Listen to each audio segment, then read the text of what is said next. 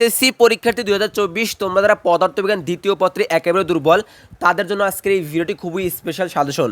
তাদেরকে আমরা দেবো স্পেশাল সাজেশন মাত্র 15টি সৃজনশীল প্রশ্ন। এই 15টি সৃজনশীল প্রশ্ন পড়লে সে কিন্তু এখান থেকে 4টি সর্বনিম্ন কমন পাবে, মানে 40 মার্ক কিন্তু সে কমন পাবে। এছাড়াও 200টি এমসিকিউ দেওয়া হবে, সে 200টি এমসিকিউ পড়লে টোটালি এখান থেকে সে কিন্তু 21টি এমসিকিউ কমন পাবে। আজকের এই ভিডিওটি খুবই স্পেশাল তাদের জন্য।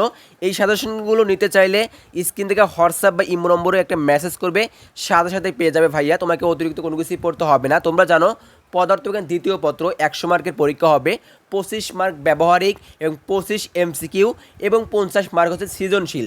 তোমাদের জন্য রয়েছে আমাদের স্পেশাল সাজেশন মাত্র 15টি সৃজনশীল প্রশ্ন পদার্থবিজ্ঞান দ্বিতীয় পত্র থেকে। যারা একেবারে দুর্বল সেখানে এই 15টি সৃজনশীল প্রশ্ন তুমি যদি কভার করতে পারো, পড়াশোনা করো এই কয়েকদিন, তাহলে কিন্তু এখান থেকে তুমি 4টি কমন পাবে, মানে 40 মার্ক কিন্তু কমন পাবে।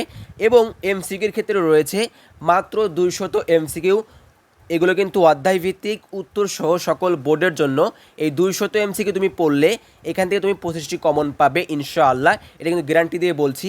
আমাদের অফলাইন অনলাইন ব্যাচের শত শত শিক্ষার্থী এই সাজেশনগুলো পিডিএফ নিয়েছে, তারা কিন্তু পড়াশোনা শুরু করে দিয়েছে।